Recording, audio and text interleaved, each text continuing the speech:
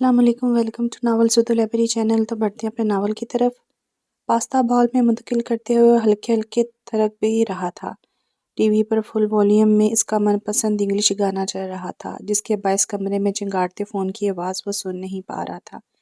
زیر لب گانے کے بول وہ دہراتا وہ جو ہی کمرے میں داخل ہوا، مٹی، چائے کے دھبوں اور زنگ کے نشانات سے بھری ٹیبل پر دھرے اس کے موبائل کے جگمگ کرتے سکرین نے اس کی ساری توجہ کھینچ لی، اور کال کرنے والے کا نام پڑھتے کے ساتھ ہی اس کی آنکھیں اتنی ابلی کہ بس گرنے کی کسر رہ گئی۔ اللہ خیر کرے، یہ میری گناہگار آنکھیں کیا دیکھ رہی ہیں؟ سبحان سعید، اور مجھے کال؟ اب اس کی حیرت ختم بھی نہ ہوئی تھی کہ کال کاٹ کے پھر سے کر دی گئی۔ گہری سانس بھر کے اس نے دل ہی دل میں سب خیریت ہونے کی دعا کی، کیونکہ سبحان صاحب نے 27 سال کے عرصے میں اسے صرف 3 بار کال کی تھی۔ ایک بار جب معاذ گھر سارا دن گھر نہ آیا تھا، دراصل وہ ان سے ناراض ہو کر اپنے دوستوں کے گھر چھپا بیٹھا تھا۔ دوسری بار جب اس کی نانی کا انتقال ہوا تھا، اور تیسری بار جب معاذ کا ایکسیڈنٹ ہوا تھا۔ وہ اس سے رابطہ ہرگز نہ کرتی اگر معاذ کو خون کی اشد ضرورت نہ ہوتی اور اس کا بلڈ گروپ میچ نہ ہوتا۔ جی نہ سلام نہ دعا، پتھر مار سا۔ جی ان کا بگڑا ہوا چہرہ مزید بگڑ گیا۔ مگر وقت پڑنے پر گدھے کو باپ بنایا جا سکتا ہے تو بیٹا بھی بنایا جا سکتا ہے۔ بیٹا نہیں، دولہا۔ دل ہی دل میں بڑبڑاتے اپنی ناگواری چھپاتے گویا ہوئے، آج ارباز کی شادی ہے۔ اب آپ سمیت سب کنفیوز ہوں گے کہ دولہا کون ہے۔ ارے بھئی کہا بھی تھا نا میں نے، گھوڑوں کا دور گیا اب۔ مگر اب آپ نے میری ایک نہیں سنی، اوپر سے گھوڑے کو بھی کیسا سجا بنا دیا۔ آپ سوچتے رہے، ان میں سے آپ کا لاڈلا کون ہے؟ معاذ کے پاپا۔ جو زیادہ خوبصورت لگ رہا ہوں وہ گھوڑا ہوگا۔ اب یہ میں نہیں کہہ سکتا کہ جو سوار ہوگا وہ دولہا ہوگا۔ نوشے میاں سے کچھ بعید نہیں، گھوڑے کو کندھوں پر لاد کر بارات لے چلے ہوں۔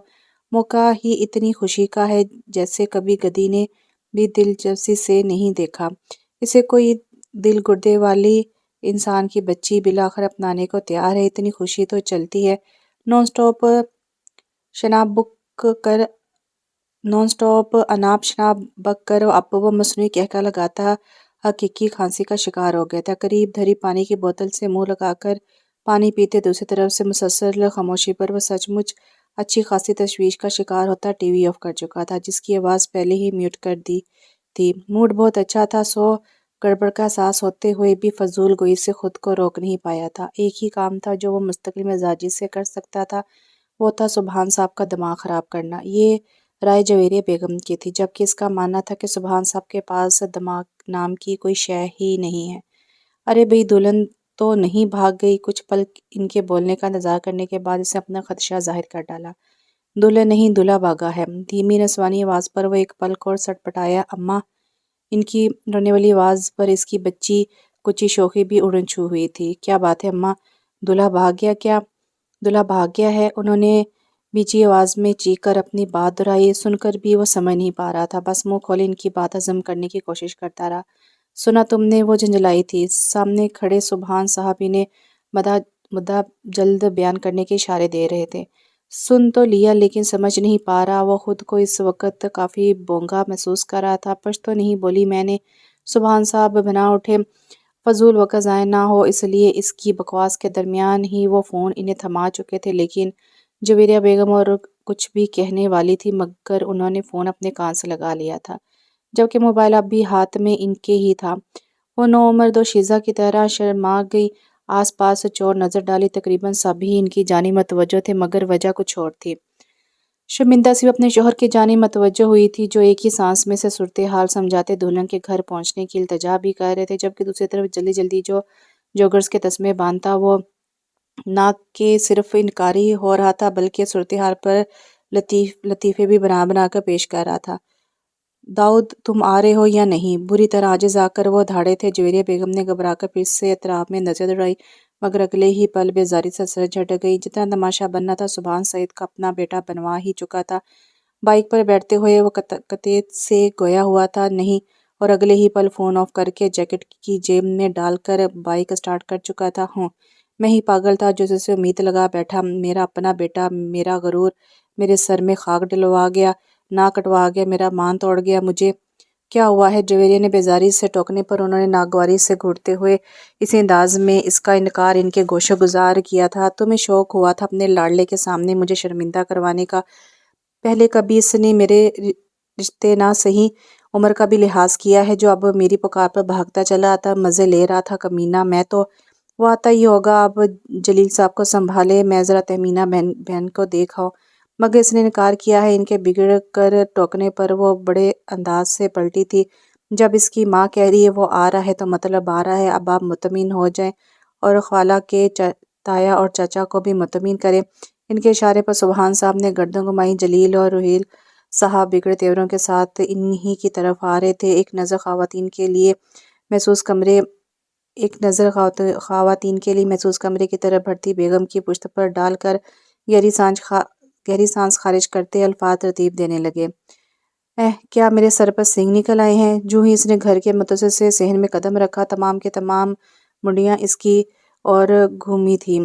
کئی چہروں کو تو وہ جانتا تھا، کئی انجان تھے، مگر ان کا اس طرح دیکھنا اور پھر ایک دوسرے کے کان میں گھس کر بھنبھنانا۔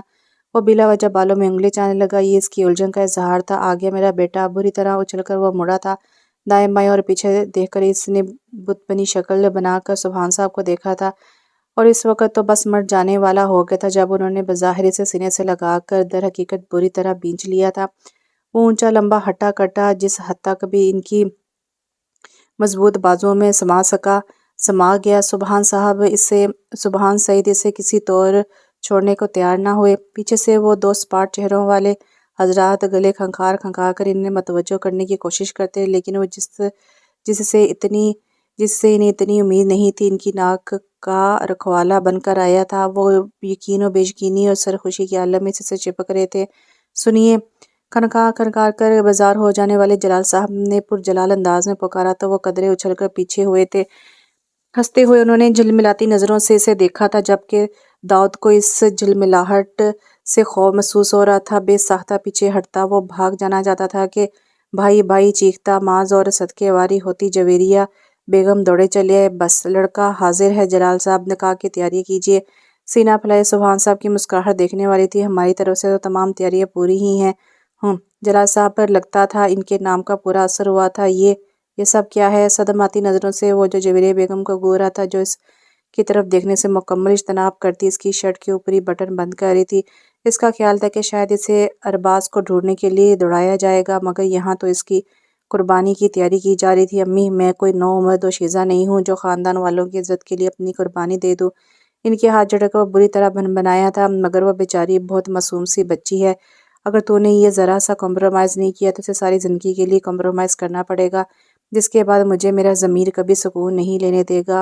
وہ گنجا دیکھ رہے ہو، اس کی تائی کا بھائی ہے جو جوان بچوں کا باپ ہے۔ اگر تم نہیں کرو گے تو وہ اس شخص سے اس بچی کو بیاہ دیں گے۔ وہ بیچاری یتیم مسکین بچی، ماں اس سے بڑھ کر سیدھی کچھ کر بھی نہیں سکیں گے۔ وہ ماں بیٹی سوائے صبر کے اور صبر کے دوران اگر ان کے دل سے کوئی آہ نکل گئی تو مجھے اس آہ سے ڈر لگتا ہے۔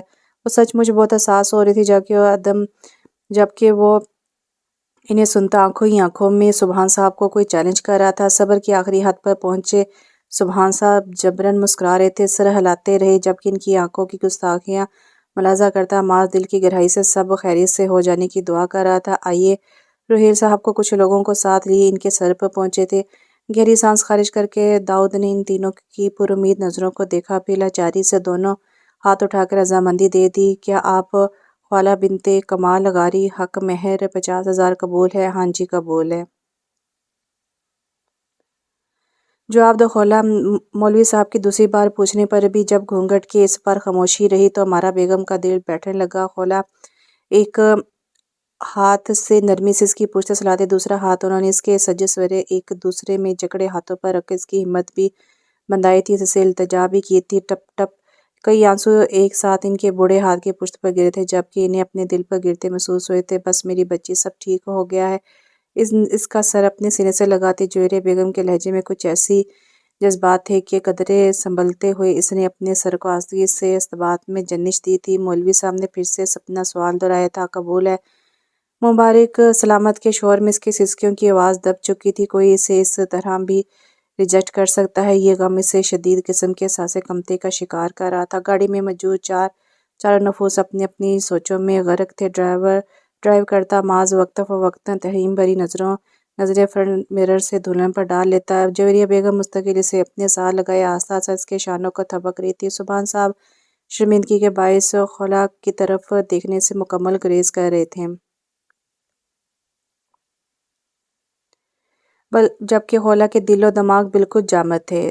دفتن سیل فون کی چنگاڑتی آواز پر سب ہی بدمزہ ہو کر جویریہ بیگم کی طرف متوجہ ہوئے تھے، جو بلا وجہ شرمندہ ہوتی کال ریسیو کر چکی تھی۔ گاڑی روکی۔ دوسری طرف موجود داؤد کی آواز اتنی گرجدار ضرور تھی کہ جویریہ بیگم سے لگی بیٹھی خلا کا دل بری طرح دہل گیا تھا۔ کیا؟ کیوں؟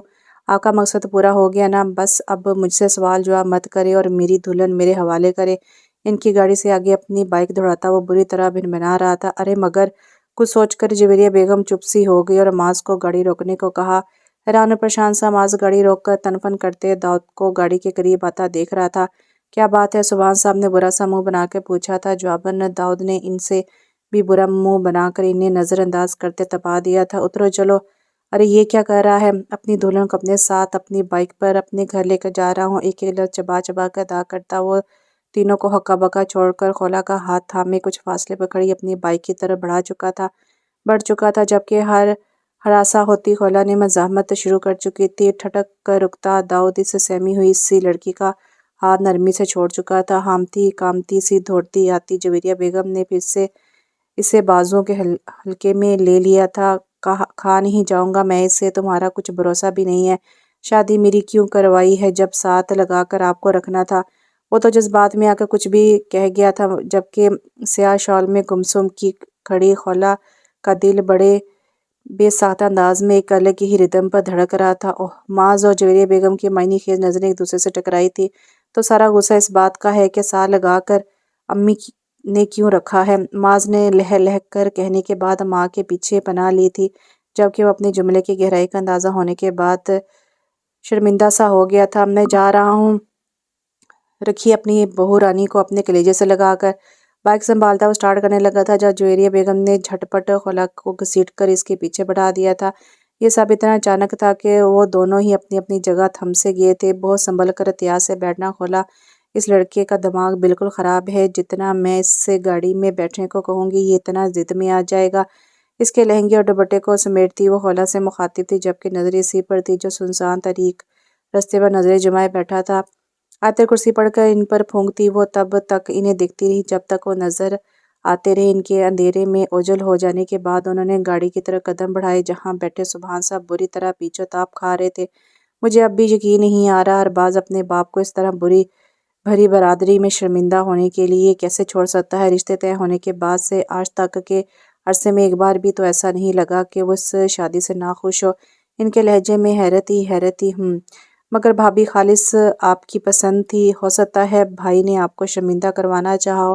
جواباً ٹھنڈی آہ بھر کے رہ گئے۔ وہ لوگ گاڑی کے نزدیک پہنچ چکے تھے۔ سبحان صاحب اس موضوع کو سننے کے ساتھ ہی بھڑک اٹھتے اور اس وقت ان میں کسی چیخ کی بالکل بھی چک کی بالکل بھی ہمت نہیں تھی۔ گاڑی پھر چل پڑی تھی۔ سبحان صاحب پھر اندر ہی اندر ارباز پر بھڑکنے لگے تھے۔ جویریہ بیگم کو خلا اور داؤد کی فکر ستا رہی تھی، جبکہ معاذ ماں باپ کو پریشان دیکھ دیکھ کر پریشان ہو رہا تھا۔ بے ساختہ اس نے اللہ کا شکر ادا کیا تھا جب وہ صحیح سلامت گھر تک پہنچ گئے تھے۔ چھوٹی سی گلی میں بدبو ہی بدبو، اندھیرا ہی اندھیرا تھا۔ کہیں کہیں سے آتی روشنی نے گلی کو بالکل اندھیرے میں ڈبونے سے کافی حد تک بچا لیا تھا۔ گھونگھٹ ذرا سا اونچا کیے وہ داؤد کے اونچے لمبے ہولے کو دروازہ کھولتا دیکھ رہی تھی۔ پرانے سے لوہے کے دروازے کی ناخوشگوار آواز دور تک سناٹے کو چیرتی گئی تھی۔ آپ ہی جائیے اب اندر، یہاں پھول بچھاؤں راہ میں آپ کی۔ وہ جو خود پر کافی حد تک کنٹرول کر چکی تھی، داؤد کے جلے انداز پر پھر سے آنکھیں نم کر بیٹھی۔ سختی کی کیفیت میں وہ اس گھر کو دیکھ رہی تھی جو شروع ہونے سے پہلے ہی ختم ہو چکا تھا۔ اس کی نظروں کے آگے سبحان صاحب کا وسیع اور اس گھر آگے آنکھوں سے ٹپاٹپ آنسو گرنا شروع ہو گئے تھے، اور وہ جو بلب کی زرد روشنی میں اس کے میٹھے میٹھے میک اپ اور سجے سورے بصورتے چہرے کا جائزہ لے رہا تھا، نظریں چراتا جھلایا تھا۔ سنو، اس گھر کے در و دیوار کے آگے ہمیشہ ہنستی مسکراتی رہنا، انہیں روتی بصورتی شکلیں پسند نہیں۔ میں بھی ہر حال میں مسکراتا رہا ہوں، تمہیں بھی یہی کرنا ہوگا اگر اس گھر میں رہنا ہے تو۔ کون یہاں رہنا چاہتا ہے؟ دل ہی دل میں بڑبڑاتی ہوئی اس وقت صرف تنہائی چاہ رہی تھی۔ اس کمرے میں چلی جاؤ، کمرہ یقیناً بیکار ہے لیکن یہاں ایک کمرہ اس گھر میں سب سے بہتر ہے۔ وہ مرے مرے قدموں سے چلتی کمرے کے اندر پہنچی۔ کچھ دیر تک اس کی پشت تکنے کے بعد وہ دھڑ دھڑ سیڑھیاں چڑھتا چھت پر چلا گیا، جبکہ خولا نے جھٹ شال اتار کر اس پھٹے پرانے صوفے پر پھینکی تھی۔ کمر پر دونوں ہاتھ ٹکائے وہ صدماتی نظروں سے مختصر سے کمرے میں موجود مختصر سے زنگ لگے سامان کو گھور رہی تھی۔ ایک بار پھر میں پیچھے رہ گئی سمیہ باجی، اجیا اور حور سے۔ ایک بار پھر ان کی باتیں مذاق اڑاتی نظریں میں ہمیشہ پیچھے کیوں رہ جاتی ہوں؟ مسٹر عباس، تم تو مجھے کبھی ملو گنجا نہ کیا تو بولنا کمینہ، مذاق بنا کر رکھ دیا سب کے سامنے۔ میرا پہلے ہی کیا تھا میرے پاس فخر کرنے کو، ایک ذرا عزت نفس تھی، وہ بھی مجروح کر کے رکھ دی۔ اللہ تمہیں اس کی سزا ضرور دے گا انشاءاللہ۔ ضرور نہیں کرنی تھی شادی تو مت کرتی الو کے پٹھے، کون سا میں مر رہی تھی؟ گن پوائنٹ پر بلوائی تھی بارات میں نے۔ ایک ایک زیور نوچ نوچ کے اتارتی وہ اب ارباز کی اگلی پچھلی نسلوں کو کوس رہی تھی۔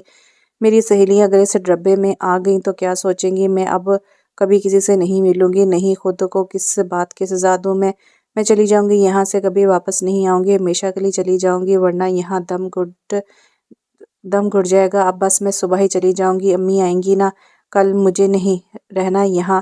ڈپریشن اور متاثر ہونے کی وجہ سے اس کا سر بھاری ہونے لگا تھا، خود سے جنگ کرتے کب اس کا ذہن اندھیروں میں ڈوبنے لگا اسے احساس نہیں ہوا۔ ڈالچی صوفے پر بیٹھتی وہ ہوش و خرد سے بیگانہ ہوتی چلی گئی تھی۔ کتنی ہی دیر سے پلنگ پر آڑا ترچھا لیٹا دسمبر کی اس سرد ہوا سے بے نیاز سوچوں کے جال میں الجھا تھا۔ کیا ہو چکا ہے، اب آگے کیا ہوگا؟ جو ہوا کیا وہ ٹھیک ہوا؟ سوال بہت اٹھ رہے تھے مگر جواب نہیں تھے۔ خولا کچھ کھا نہیں رہی۔ ذہن میں ایک آواز گونجی اور وہ چونک کر اٹھ بیٹھا۔ نکاح کے بعد اس نے کسی کو کہتے سنا تھا لیکن دھیان نہیں دیا تھا، کیونکہ اس کا سارا دھیان اپنی پلیٹ میں بنے بریانی کے پہاڑ کی طرف تھا۔ تیزی سے اٹھ کر وہ نیچے بھاگا تھا مگر اندر سے بند دروازے نے اس کا سارا جذبہ ہمدردی جھاگ کی مانند بڑھا دیا۔ بدتمیز دلہن! سنو محترمہ، دروازہ کھولو۔ ٹھک ٹھک! کوئی کمبل لحاف ہی پھینک دو باہر، سردی سے مر گیا میں تو۔ شادی کی پہلی ہی رات بیوہ ہو جاؤ گی۔ اگر خولا جاگ رہی ہوتی تو شاید دروازہ کھول بھی دیتی، لیکن وہ تو خود عالمِ بے ہوشی میں تھی۔ صبح سب سے پہلے اس کا دماغ ٹھکانے لگانا ہوگا۔ تلملاتے ہوئے اس نے صحن میں پڑی اکلوتی چارپائی کو گھسیٹ کر کچن کے دروازے کے آگے رکھا، چولہا جلا کر آنچ ذرا دھیمی کی اور پلنگ پر سکڑ سمیٹ کر لیٹ گیا۔ شکردہ جیکٹ پہن رکھی تھی، بغلوں میں ہاتھ ڈال کر وہ ایک پکڑ پھر سے صورتحال پر غور و خوض کرنے لگا تھا۔ نیند کی وادیوں میں گم ہونے سے پہلے جو آخری خیال اس کے ذہن میں ابھرا تھا وہ یہ تھا کہ خولا بیگم جو اتنی پیاری لگی ہیں، یہ نکاح کے 2 بولوں کا کمال ہے یا شہر کے سب سے بڑے بیوٹی پارلر کا؟ دکھتے سر کے ساتھ اسے ہلکی ہلکی حرارت بھی محسوس ہو رہی تھی، جبکہ الٹی سیدھی حالت میں سونے کی وجہ سے جسم بھی بری طرح دکھ رہا تھا۔ شانوں سے ذرا نیچے آتے کرل ہوئے بالوں میں اب بھی کہیں کہیں پنے لگے ہوئے تھے، جن پر دھیان دیے بغیر وہ تراش خراش سے مزین دوپٹہ سر پر اوڑھتی، ہاتھ آپس میں رگڑتی، بغور کمرے کا جائزہ لیتی ایک بار پھر احساس کمتری کا شکار ہوئی تھی۔ ایک سنگل بیڈ، پرانا سا دھڑا ہوا ایک صوفہ، اس کے آگے رکھی بری طرح چٹکی ہوئی ٹیبل، دیوار گیر الماری جس میں اخبار اور جرائد اوپر سے نیچے تک ٹھونسے گئے تھے، ایک آئینہ دیوار پر لگا تھا جس کے عین نیچے اوپر تلے رکھی 3 چھوٹی پیٹیوں پر چھوٹا سا ٹی وی رکھا تھا، اور بس۔ آدھی سے زیادہ دیواروں سے چونا جھڑ چکا تھا، جبکہ باقی بھی اترنے کو بے قرار لگتا تھا۔ چھت پر لگے بڑے بڑے سے جالے لگے، مجھے آج ہی یہاں سے جانا ہے اور کبھی واپس نہیں آنا، ایک بار پھر دل میں ارادہ کرتی کمرے سے باہر نکل آئی تھی۔ پلنگ پر پڑے داؤد کو نظر انداز کرتی وہ حیران نظروں سے کونے میں لگے جامن کے درخت کو دیکھ رہی تھی۔ کل رات اس کی نظر اس پر نہیں پڑی تھی، بھینی بھینی سی خوشبو نے اسے آنکھیں کھولنے پر مجبور کر دیا تھا۔ سکون سے تو وہ بھی نہیں سو سکا تھا، سردی کی شدت اسے ہر تھوڑی دیر بعد بیدار کر دیتی تھی، مسلسل سکڑے رہنے کی وجہ سے اس کا جسم بھی درد کر رہا تھا۔ ٹانگیں سیدھی کرتے ہوئے داؤد نے مندی مندی آنکھوں سے اسے دیکھا تھا، جو خفا خفا نظروں سے اطراف کا جائزہ لے رہی تھی۔ اس کے چہرے سے ہوتی اس کی نظریں اس کے مہندی رچے ہاتھوں پر آ کر اٹک گئی، جو اس کے چہرے سے ذرا ہی فاصلے پر تھا۔ جانے دل میں کیا سمائی کہ بہت نرمی سے وہ اس کا ہاتھ تھام گیا تھا، مگر اگلے ہی پل سڑپڑا کر اٹھ بیٹھا تھا، جب بری طرح اس کا ہاتھ جھٹک کر خولا پیچھے ہوئی تھی۔ آپ مجھ سے زیادہ فری ہونے کی کوشش مت کریں، مجھے بالکل اچھے نہیں لگے آپ۔ اس کی ہلکی براؤن سرخ ہوتی آنکھوں سے نظر چراتی وہ منمنائی تھی۔ آئی بلک چاہ کر داؤد نے پہلے پلنگ اٹھا کر دیوار سے لگا کر کھڑا کیا، پھر راہ سے جلتا چولہا بند کر کے اس کی طرف متوجہ ہوا۔ اگر میں تمہیں اچھا نہیں لگا تو تمہیں نظر کے چشمے کی اشد ضرورت ہے بیگم، یہ کیا بول رہے ہیں آپ مجھے؟ میرا نام خولا ہے مگر تم میری بیگم ہو۔ جواباً ناک کی بھنک پھیلا کر وہ اسے سرتاپار گھورنے لگا۔ اس کے یوں دیکھنے پر داؤد پوز مار کر کھڑا ہو گیا۔ آپ جیسے بڑے مرد پر ایسی بچکانہ حرکتیں بالکل سوٹ نہیں کرتی۔ ٹھک، اپنے ٹوٹتے دل کی آواز اس نے سنی اور جبراً مسکرایا۔ اتنا بڑا مرد بھی نہیں ہوں میں، 30 سال کا ہوئے صرف ایک ہی ہفتہ ہوا ہے مجھے۔ پھٹی نظروں سے اسے دیکھتی خولا بے یقین تھی۔ واقعی آپ 30 سال کے بوڑھے ہیں؟ ہاں، بالکل ویسے ہی جیسے تم 25 سال کی بچی ہو۔ ایکسکیوز می، میں ابھی صرف 19 کی ہوں اور جب تک 30 کی نہیں ہو جاتی تب تک 19 کی ہی رہوں گی، سمجھے؟ یہ کوئی بات ہے بھلا؟ ابھی تو میرے ہنسنے کھیلنے کے دن ہیں۔ کچھ دیر تک مسکراہٹ دبا کر اسے دیکھنے کے بعد وہ فلک شگاف قہقہہ لگا کر ہنس پڑا۔ خجل ہوتی وہ انگلی چٹکا کر رہ گئی۔ سنو بیگم، پلیز مجھے ایسے ویسے مت مخاطب کریں، مگر تمہارا مجھ سے یہی رشتہ ہے۔ داؤد کو اسے ستانے میں مزہ آ رہا تھا۔ بڑی انٹرسٹنگ صبح اتری تھی، اس گھر میں نہیں رہے گا یہ رشتہ۔ داؤد کی مسکراہٹ کچھ مانند ہوئی تھی۔ کیوں؟ اس ڈربے کی وجہ سے جتنے رقبے پر یہ گھر بنا ہے اس سے زیادہ ہی رقبے پر صرف میرا کمرہ ہی بنا ہوگا۔ اس سے پہلے کہ بہت دیر ہو جائے وہ تمام معاملات کلیئر کر دینا چاہتی تھی۔ نرم سی مسکراہٹ کے ساتھ داؤد نے اس کے لہجے کی مصنوعی رونیت ملاحظہ کی تھی۔ محل میں ان چاہی بن کر رہنے سے بہتر ہے اس ڈربے میں من چاہی بن کر رہو۔ جویریہ بیگم کی مہربانی سے وہ خولا اور اس کے گھر والوں کی مغل ہاؤس میں حیثیت جان چکا تھا۔ اس کے والد کمال غاری جلال اور روہیل صاحب کے سگے بھائی نہیں تھے، پھر بہت کم عمر میں ہی دنیا چھوڑ گئے تھے، سو مارا بیگم اور ان کے دونوں بچے انہیں ایک بے وجہ کا بوجھ لگتے تھے۔ بری طرح دھڑکتے دل اور رکتی سانسوں کے ساتھ اسے دھندلائی نظروں سے ان جگر جگر کرتی آنکھوں میں دیکھا تھا۔ فاصلہ کم ہونے لگا تھا۔ اس کے سرخ ہالے میں دھمکتے چہرے کو نظروں کے حصار میں لیے داؤد نے اس کی طرف پیش قدمی کی تھی، مگر یکدم ہی رک کر ناگواہ نظروں سے بجتے دروازے کو گھورا تھا۔ برا سا منہ بنا کر وہ دروازے کی طرف بڑھ گیا تھا، جبکہ خولا کی جیسے جان میں جان آئی تھی۔ سلام، صبح بخیر، شادی مبارک بھائی صاحب۔ چہکتے ہوئے معاذ اندر آیا تھا، مگر تیجی نظروں سے گھورتی خولا کو دیکھ کر اس کی بانچیں کچھ سکڑی تھی۔ السلام علیکم، روٹھے روٹھے انداز میں اس نے معاذ کے پیچھے داخل ہوتی جویریہ بیگم کو جواب سلام کیا تھا۔ کیسی ہو میری بچی؟ مروتاً سر کو ہلکی جنش دیتی وہ اگلے ہی لمحے بے مروتی سے رخ موڑ گئی تھی۔ ٹھنڈی سانس بھرتے انہوں نے اشارے سے داؤد سے خولا کے بارے میں پوچھا تھا۔ کن پٹی کے پاس سے انگلی گھما کر وہ انہیں مسکرانے پر مجبور کر گیا تھا۔ تمہاری امی اور چاچی وغیرہ آئی ہی ہوں گی یہاں، یہ تمہارا سامان لے آئے ہیں۔ ہم فی الحال صرف کپڑے جوتے وغیرہ لائے ہیں، جہیز کا سارا سامان انشاءاللہ 1-2 دنوں میں شفٹ ہو جائے گا۔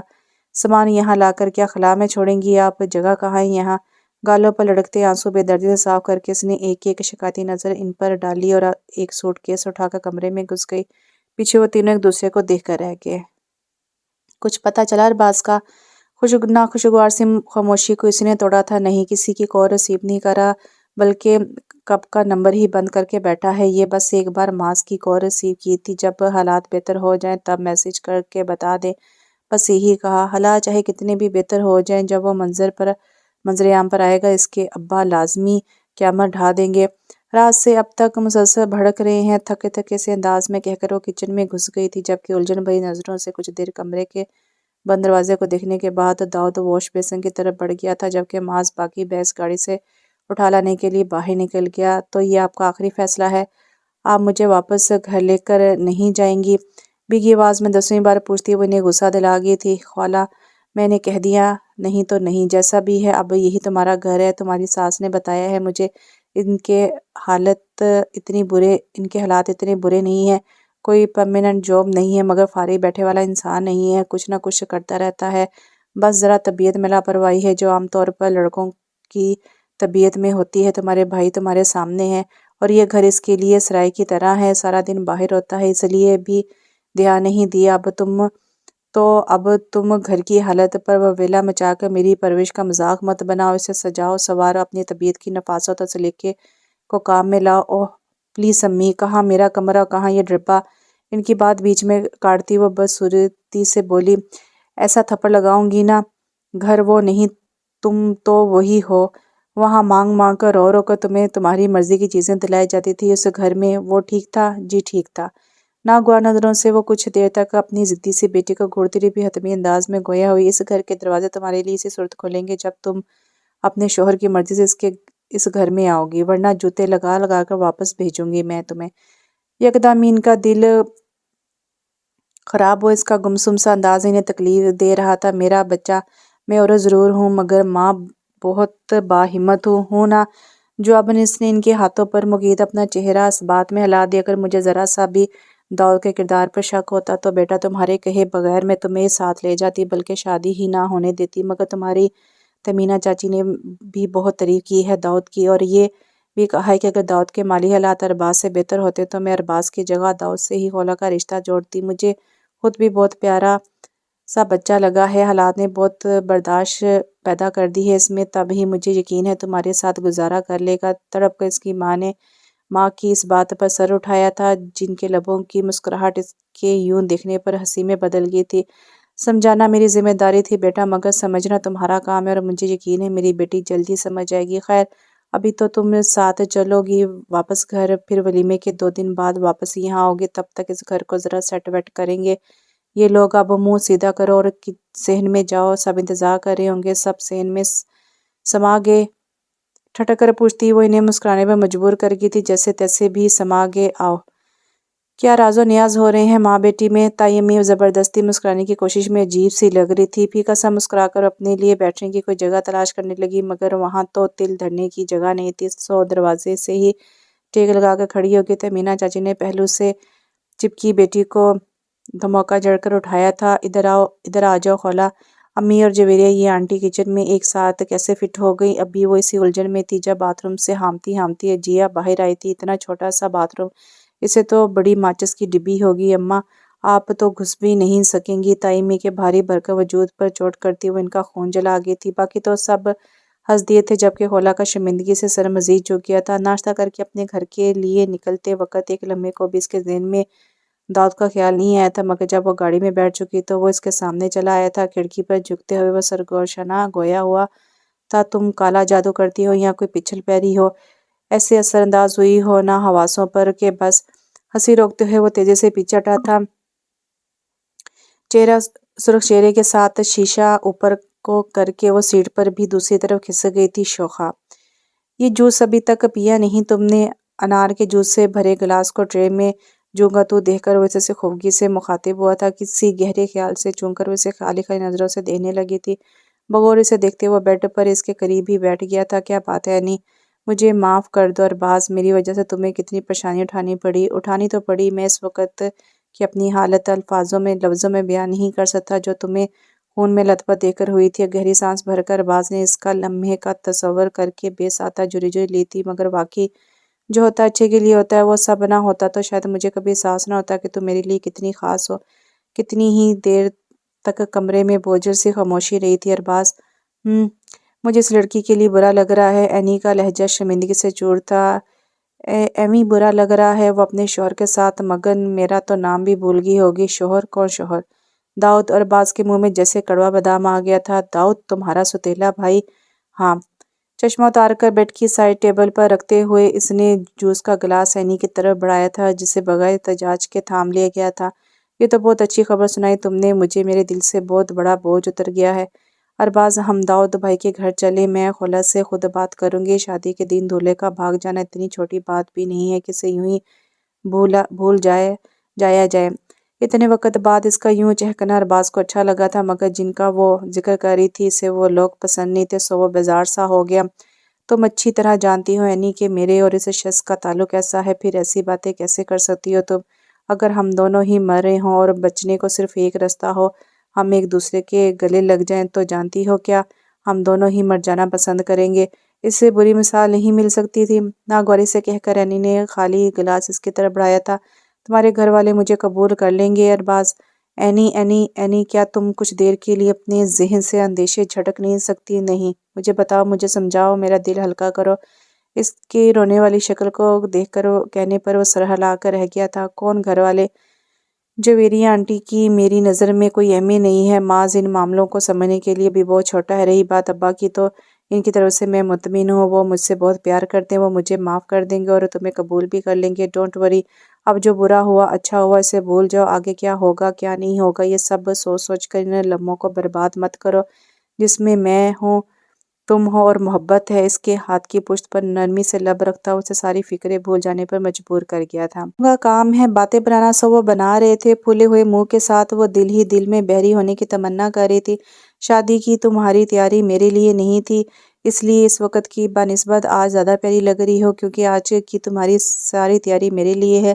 صدقے واری ہوتی نظروں سے داؤد نے اسے دیکھتے ہوئے کہا تھا، جو اس کا ہلایا ہوا سلور شرارہ پہنے بیٹھی تھی۔ یہ شرارہ اتنا قیمتی نہیں تھا جتنا وہ سنہرا شرارہ تھا جو ارباز کی طرف سے اس کے لیے لایا گیا تھا، مگر خوبصورتی میں اپنی مثال آپ تھا۔ آپ بہت خوش فہم ہیں، یہ سب آپ کے لیے نہیں، دنیا دکھاوے کے لیے ہے۔ اس کے جل کر کہنے پر داؤد نے ہونٹ سکیڑے تھے۔ سننے میں تو آیا ہے کہ تم میٹرک و انٹر میں فیل ہو گئی تھی، پھر بھی تم نے دل توڑنے میں پی ایچ ڈی کی ہے، شاباش۔ اتنی اندر کی باتیں کس منحوس نے بتائی ہیں انہیں؟ اللہ کرے اس کا ہر بچہ ایک ہی کلاس میں 10 سال لگائے۔ داؤد کی طرف سے ذرا رخ موڑ کر وہ خونخواہ نظروں سے جیا، سمیہ اور حور کو گھورنے لگی تھی، جبکہ صوفے پر دھنسے سبحان صاحب بھی منہ بنائے داؤد کو گھور رہے تھے، جو ان کے پیسوں سے بک کرائے شہر کے سب سے بڑے شادی ہال میں دولہا بنا بیٹھا تھا۔ ارباز، ایک بار تو میرے ہال لگ جا گدھے۔ شکر تھا ہال سے واپسی پر موٹر سائیکل پر سفر کرنے کی خوفناک تجربے سے نہیں گزرنا پڑا تھا۔ معاذ اور جویریہ بیگم انہیں گاڑی میں چھوڑ گئے تھے۔ ہلکے پھلکے سے شلوار قمیص پہننے کے بعد وہ پرسکون سی اپنی جہیز کی جہازی سائز بیڈ پر دم سے گری تھی۔ اب غور کیا تو اندازہ ہوا تھا کہ کمرہ اچھا خاصا کشیدہ تھا۔ ڈبل بیڈ، صوفہ سیٹ، شیشے کی نازک سی ٹیبل سے لے کر الماری اور شوکیس کافی اچھے طریقے سے سیٹ کیا گیا تھا، جبکہ بیڈ کے عین سامنے دیوار پر ٹی وی بھی نصب تھا۔ ٹی وی دیکھنے کی خواہش دل میں دباتی وہ نرم گرم لحاف میں چھپتی داؤد کے کمرے میں آنے سے پہلے ہی سو جانا چاہتی تھی، مگر کچھ دیر بعد ہی چونک کر اٹھ بیٹھی تھی۔ داؤد جو اس کے پہلو میں جگہ سنبھال رہا تھا بے ساختہ مسکرایا تھا۔ ہائے، یہاں کیوں سو رہے ہیں آپ؟ میں نے کہا تھا نا مجھ سے فری ہونے کی ضرورت نہیں ہے۔ تو اور کہاں سوؤں؟ صوفے پر میں پورا نہیں آ سکتا۔ نیند سے بوجھل آنکھیں اس نے بامشکل تک لحاف میں چھپے اس کے وجود کو گھورنے کے بعد وہ آئندہ کا لاحلہ عمل طے کرتی الماری سے دوسرا کمبل نکال کر صوفے پر چلی گئی تھی۔ امی، اپنے اچھے بچے کی حرکتیں دیکھی ہیں؟ نیا نیا رنگ ہوا گھر بہت پیارا لگ رہا تھا، چڑیا کا گھر۔ چھوٹے سے نکھرے نکھرے گھر کو دیکھ کر اسے جو خیال آیا وہ اس پر ہنس پڑی۔ صبح کی رعنائی اپنے عروج پر تھی۔ چائے کا آخری سپ لے کر اس نے ایک گہری سانس بھری تھی اور وہ اس ماحول کو اپنے اندر اتارنا چاہتی تھی، مگر باہر سے آتی گٹر اور کچرے کی بو اس کا مزاج بگاڑ گئی تھی۔ برے ہوئے دل کے ساتھ وہ کچن میں گھسی تھی۔ پہلے اپنا کپ دھو کر واپس رکھا، پھر آٹے کے کنستر سے آٹا نکالنے لگی تھی۔ پانی گرنے کی آواز پر چونک کر کچن سے باہر جھانکا۔ السلام علیکم، صبح بخیر۔ صحن میں لگے نلکے سے بالٹی میں پانی بھرتے ہوئے داؤد نے بڑا جاندار سلام کیا تھا۔ منہ ہی منہ میں بڑبڑا کر سلام کا جواب دیتی وہ پھر کچن میں گھسی تھی، مگر لمحوں بعد چھپک چھپک پانی گرنے کی مستقل آواز پر پھر باہر نکلی۔ صدمے کی کیفیت میں اسے دیکھ رہی تھی، جو ننگا پنگا گھٹنوں تک آتے کچھے میں ٹھنڈے پانی سے ہی غسل کر رہا تھا۔ انداز میں عجلت تھی، بری طرح گڑبڑا کر اس کی طرف پشت کرتی وہ آہستہ آواز میں چلائی تھی، آپ یہاں کیوں نہا رہے ہیں؟ آپ کو شرم نہیں آ رہی؟ تمہیں آ رہی ہے تو چلی جاؤ یہاں سے، میں تو یہاں ایسے ہی نہاتا ہوں۔ آپ واش روم میں کیوں نہیں نہا لیتے؟ خولا کی حیرت ہی ختم نہیں ہو رہی تھی، کیونکہ وہ واش روم ہے اور صرف واش روم ہے۔ جب اجیا کو مسئلہ ہو سکتا ہے تو اس کے لمبے تڑنگے کو کیوں نہیں؟ اس دن کی اجیا کی بات ذہن میں آنے پر وہ سر جھٹک کر چلی جانا چاہتی تھی، مگر نظریں اس خاتون پر پڑ گئی جو اپنی اونچی دیوار پر ٹنگی ان کی ہی گھر میں جھانک رہی تھی۔ پھیلتی آنکھوں کے ساتھ اس نے ان کی نظروں کے تعاقب میں دیکھا تو اگلے ہی پل اس کی غیرت نے جوش مارا تھا۔ کیا مسئلہ ہے آنٹی؟ آنکھوں سے شیمپو کا جھاگ ہٹا کر داؤد نے چونکہ اس کی مخاطب کو دیکھا تھا، وہ جو کوئی بھی تھی تیزی سے پیچھے ہو چکی تھی۔ بے ساختہ اس کے حلق سے کہکا نکلا تھا، ہنسی تو بڑی آ رہی ہے مگر شرم نہیں آ رہی؟ بڑبڑاتی ہوئی وہ بند آنکھوں کے ساتھ بامشکل پلنگ گھسیٹ کر اس کے آگے کھڑی کرتی اس کے مزید ہنسنے کا سامان کر رہی تھی۔ جیلس ہو رہی ہیں؟ جیلس ہوتی ہے میری جوتی، ایک چیز شرم بھی ہوتی ہے۔ اچھا واقعی کس رنگ کی ہوتی ہے اور کیا میں غریب افورڈ کر سکتا ہوں؟ جواباً کچن میں کچھ بہت زور سے پٹخا گیا تھا۔ گیلے بالوں کو انگلیوں سے سنوارتا ہوا پلنگ پر بیٹھا تھا۔ آتی جاتی نرم سی دھوپ اس کے کامتے وجود پر کوئی اثر نہیں کر رہی تھی۔ چائے کی طلب شدید تھی، مگر وہ خولا کے کچن میں موجودگی میں وہاں جا کر اپنا سر نہیں تڑوانا چاہتا تھا۔ اسے ناشتے کی ٹرے اٹھائے آتے دیکھ کر وہ بھی اٹھنے لگا تھا، مگر حیرت زدہ سا اسے ٹرے اپنے سامنے رکھ کر واپس مڑتے دیکھ کر رہ گیا تھا۔ یہ میرے لیے ہے؟ نہیں، انہی چھت والی آنٹی کے لیے تم نے بنایا ہے؟ نہیں، انہی چھت والی آنٹی نے۔ وہ بامشکل اپنی ہنسی روک پایا تھا۔ لگتا ہے چھت والی آنٹی کو دل پر لے لیا ہے۔ جب تک وہ اپنا ناشتہ اور چائے لے کر آئی وہ اپنا ناشتہ ختم کر چکا تھا۔ سنو، اگر میرے جانے کے بعد محلے سے کوئی آنٹی وغیرہ ملنے آئے تو پلیز ان سے اچھے طریقے سے ملنا۔ چائے کا گھونٹ بڑھتے ہوئے وہ منتی سے انداز میں بولا تھا۔ اگر وہ آنٹیاں بھی مجھ سے انہی چھت والی آنٹی جیسی لگی تو ساتھ ساتھ منہ پر نکل جانے کو کہہ دوں گی میں۔ خولا کا انداز صاف تھا۔ اور تمہیں کیسے اندازہ ہوگا کہ وہ بھی ویسی ہی ہیں؟ باتوں سے اندازہ ہو جاتا ہے، نادان نہیں ہوں میں۔ ویسے مجھے یہ علاقہ کچھ صحیح قسم کا نہیں لگا۔ یوں مت بولو، یہاں کی اکثر آنٹیوں نے بہت مدد کی ہے میری نانی کی مجھے پالنے میں۔ ماں سامان ہیں تقریباً سب ہی۔ داؤد کو اس کی یہ بات کچھ سمجھ پسند نہیں آئی تھی، تبھی لہجے میں خفگی نمایاں تھی۔ اچھا۔ خولا کے انداز میں کچھ تھا کہ وہ چونک کیسے دیکھنے لگا تھا۔ کیا یہ مان سامان آنٹیاں گرمیوں کی گرم ترین دوپہر میں یا سردیوں کی سرد ترین راتوں میں تمہیں اپنے ذاتی کاموں کے لیے دوڑاتی نہیں پھرتی تھیں، باوجود اس کے کہ سب کے ہی گھروں میں تمہارے ہم عمر بچے موجود تھے؟ یہ بات اس نے کبھی نوٹ ہی نہیں کی تھی۔ ہاں، مگر یہ حقیقت تھی، اور اب اس گھڑی اس سے اندازہ ہوا تھا کہ یہ ایک کڑوی حقیقت تھی۔ بجھتے چہرے کے ساتھ اس نے چائے کا آخری گھونٹ بھرا تھا، مگر ہمت کر کے کچھ پر امید سا وہ پھر گویا ہوا تھا۔ یہ سب تم اپنی تائی امی وغیرہ کے رویے کے بل بوتے پر کہہ رہی ہو نا؟ سب ایک جیسے نہیں ہوتے، اور بعض دفعہ تو اپنوں سے بڑھ کر پرائے اپنے لگتے ہیں۔ کوئی کسی کا اپنا نہیں ہوتا۔ دراصل پرائیوں سے ہمیں کوئی امید نہیں ہوتی، اس لیے ان کا تھوڑا سا اچھا بھی ہمیں بہت اچھا لگتا ہے، جبکہ اپنوں سے ہماری امیدیں بہت وابستہ ہوتی ہیں، سو ان کا تھوڑا سا برا بھی ہمیں بہت برا لگتا ہے۔ داؤد بے ساختہ مسکرایا۔ تو تم یہ کہنا چاہتی ہو کہ تم ناشکری ہو؟ جی نہیں، میں یہ کہنا چاہتی ہوں کہ آپ بلا وجہ کے احساس تشکر سے باہر نکل آئیں۔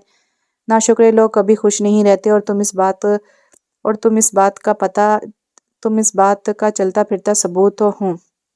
تیزی سے برتن سمیٹ کر وہ پھر کچن میں گھس گئی تھی۔ ویسے مجھے یقین نہیں آ رہا محل کی رانی نے اتنا اچھا پراٹھا اور آملیٹ کیسے بنا لیا۔ محل کی رانی نہیں، محل کی انچاہی سب آتا ہے مجھے۔ کچن سے آتی آواز پر کمرے کی طرف بڑھتے اس کے قدم ساکت ہوئے تھے۔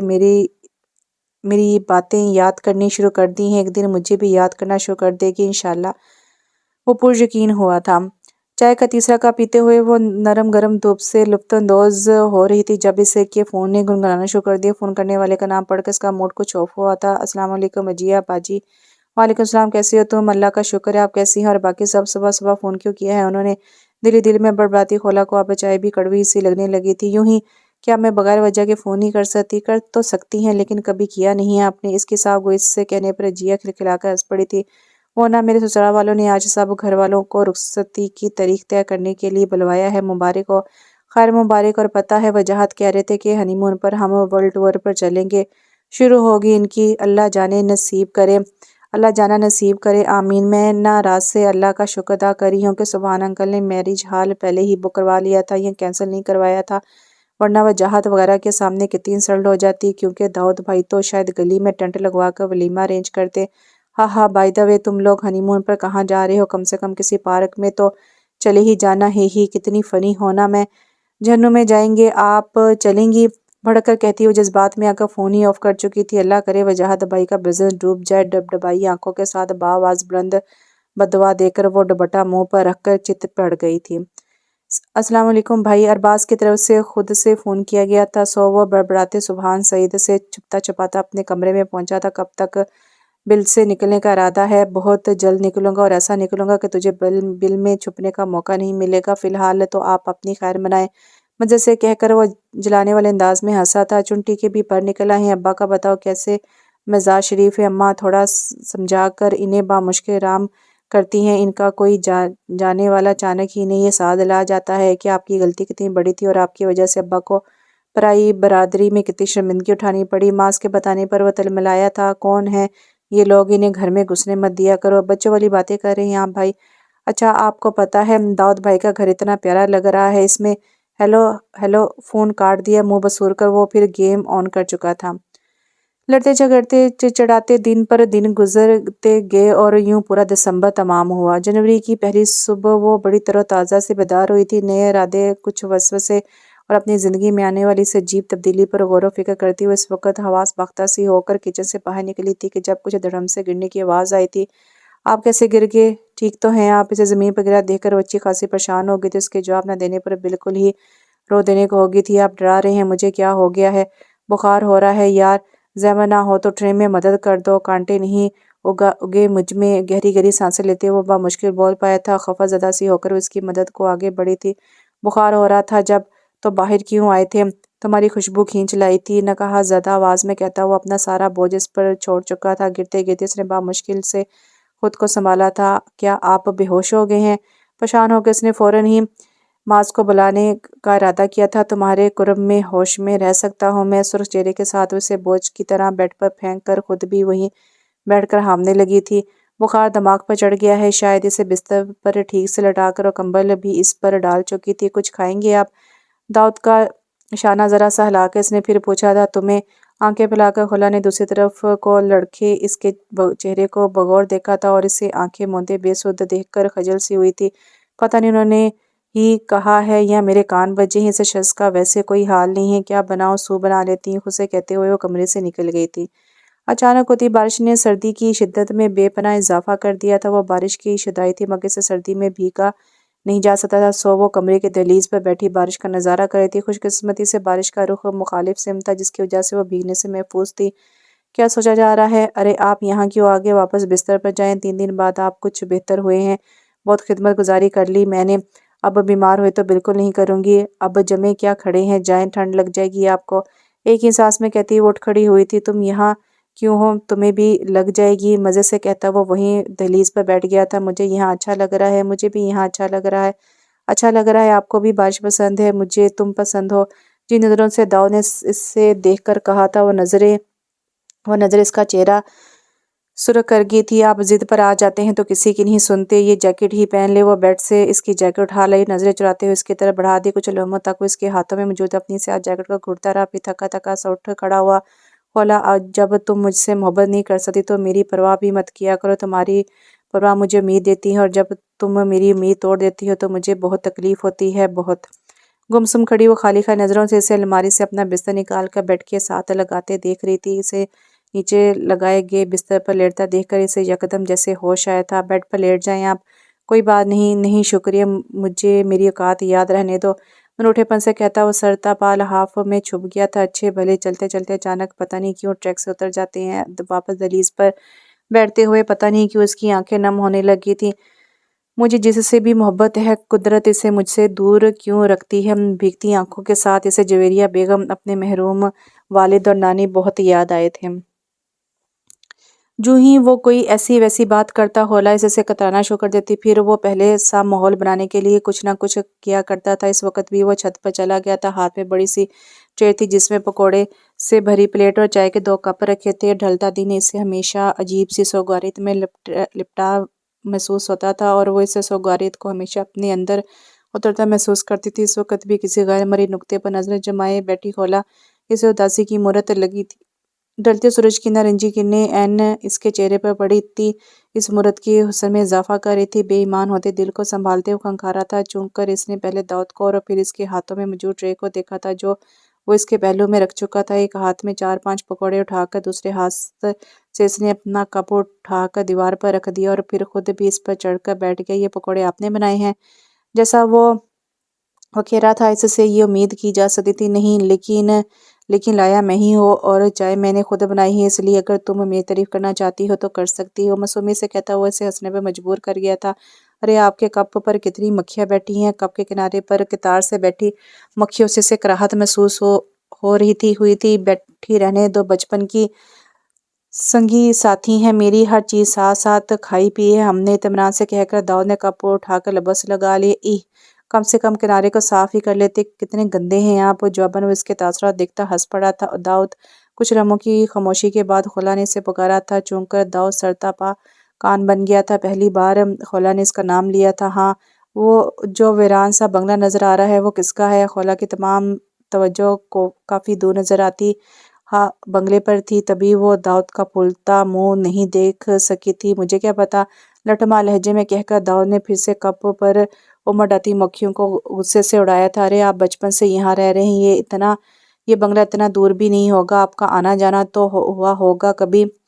اس کے آس پاس داؤد نے بغور اس کے چہرے کو دیکھا تھا۔ جب سے میں نے ہوش سنبھالے ہیں اس سے ایسے ہی دیکھتا آ رہا ہوں۔ کیا واقعی؟ ہاں واقعی۔ واو، تم اتنی خوش کیوں ہو رہی ہو؟ اگر یہ واقعی مستقل بند رہا ہے تو اب تک تو یہاں جن بھوتوں نے بسیرا بھی کر لیا ہوگا نا؟